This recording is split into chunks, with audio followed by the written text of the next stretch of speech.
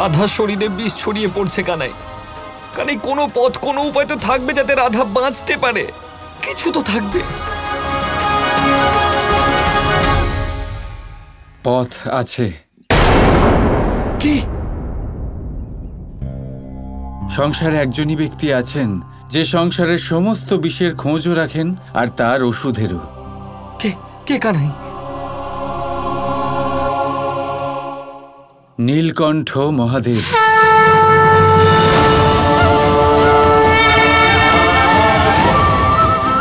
যিনি তার কণ্ঠে হলাহল ধারণ করেছিলেন, সেই হলাহল যেটা সমস্ত ব্রহ্মাণ্ড নষ্ট করার শক্তি ধারণ করে। আমার বিশ্বাস যে এই বিষের বিষয়েও কিছু না কিছু উনি নিশ্চয়ই জানবেন। একমাত্র উনি আমাদের সাহায্য করতে পারেন দাদা।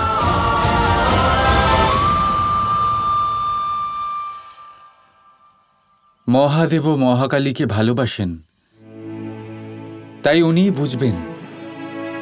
যেভাবে আমি সংসারকে প্রেম শেখানোর এই মহান কাজের জন্য সব রকম প্রয়াস করেছি, ঠিক সেইভাবে মহাদেবও আমার প্রেম রক্ষা করার জন্য আমাকে সব রকম ভাবে সাহায্য করবেন, এটাই আমি বিশ্বাস করি। কিন্তু তার আগে আমাকে অন্য একজনের সাথে দেখা করতে যেতে হবে।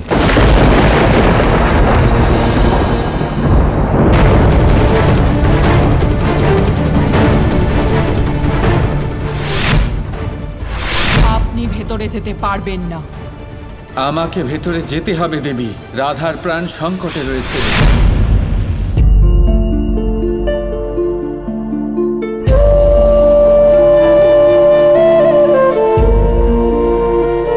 নিজের শক্তি প্রয়োগ করার অপরাধ বোধের জন্য এইভাবে অশ্রু বহানো উচিত নয় বোন।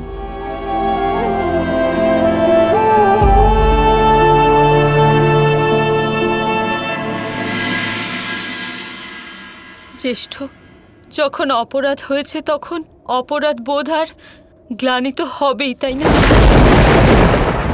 যা কিছু হয়েছে তারপরে আপনার সম্মুখে দাঁড়ানোর সাহস নেই আমার মধ্যে।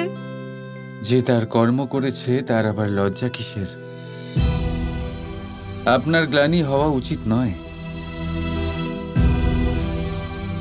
যা কিছু আপনি করেছেন কর্ম আর নিয়মের অধীনে থেকে করেছেন, আর তা আমি বুঝি।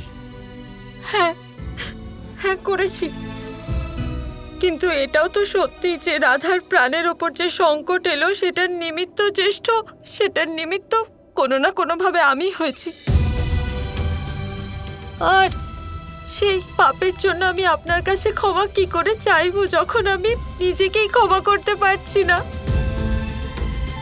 দেখুন, অশ্রুপাত না করে রাধাকে সাহায্য করুন। আমার বরদান বিফলে যেতে পারে না। একদংশের বিষের কোনো প্রতিকার নেই জ্যেষ্ঠ।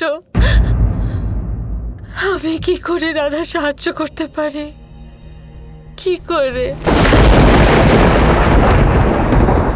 আমি জানি শিবের অর্ধাঙ্গিনী আমাকে সাহায্য করতে পারবেন না, কিন্তু পার্বতীর অর্ধাঙ্গ আমাকে সাহায্য অবশ্যই করবেন।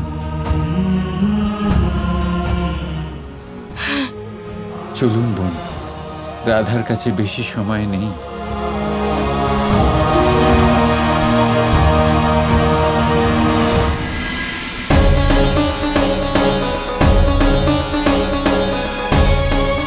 হে ইন্দ্রদেব, কি হচ্ছে এই সব?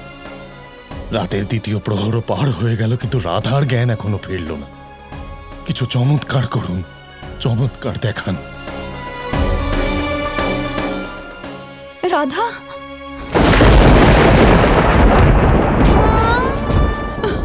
রাধা, আপনারা দুজন চিন্তা করবেন না।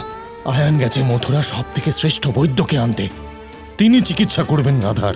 আমার বিশ্বাস রাধা তাড়াতাড়ি সুস্থ হয়ে উঠবে।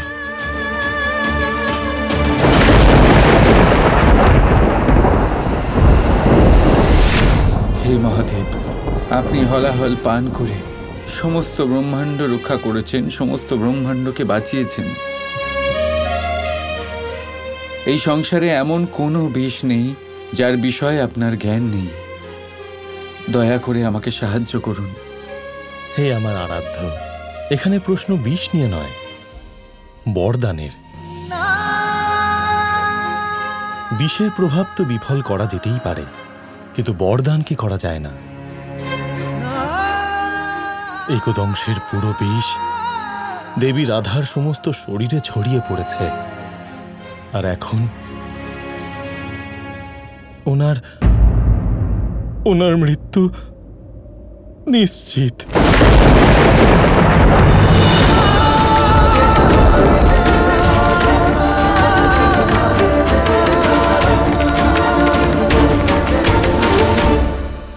আমাকে ক্ষমা করবেন আমার আরাধ্য, কারণ আপনার এই ভক্ত চাইলেও আপনাকে সাহায্য করতে পারছে না।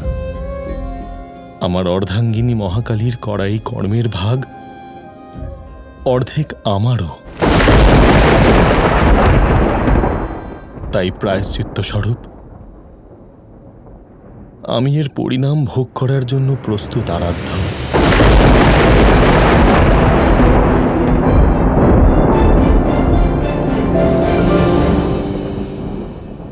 আমাকে ক্ষমা করে দিন শ্রীকৃষ্ণ।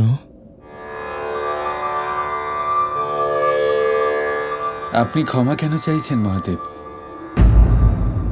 আপনি তো আমার সমস্যার সমাধান করে দিলেন।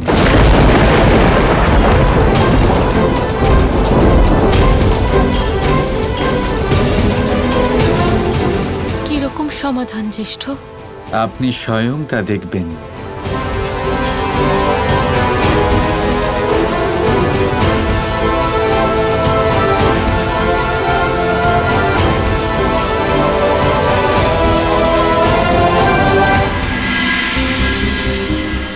সূর্যোদয় হতে আর বেশি সময় বাকি নেই। জানি না কোথায় গেল কানাই, কখন আসবে ও? আমি এখানে দাদা।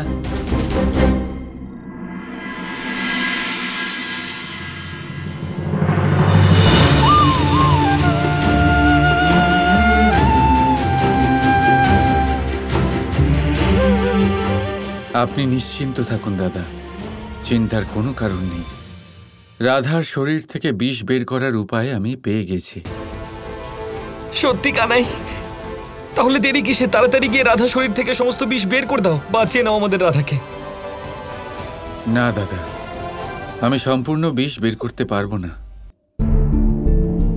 কিন্তু কানাই, তুমি তো নারায়ণ। আর সেই জন্যই আমি অধর্মের পথে চলতে পারবো না।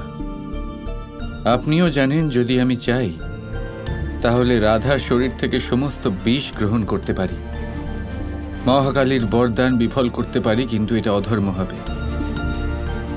আপনি জানেন আমি কখনো অধর্মকে সঙ্গ দিতে পারবো না।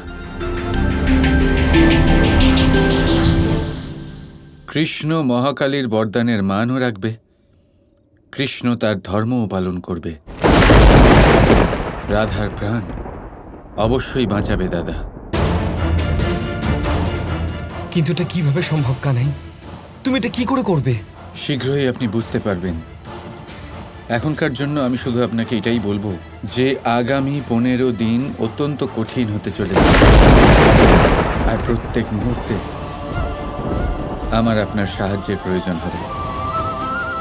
সেটা তো আমার সৌভাগ্য কানাই, তার জন্য আমি পুরোপুরি তৈরি। বলো আমাকে কি করতে হবে। এখনকার জন্য শুধু উগ্রপতি কাকার বাড়ির বাইরে আমার জন্য অপেক্ষা করুন।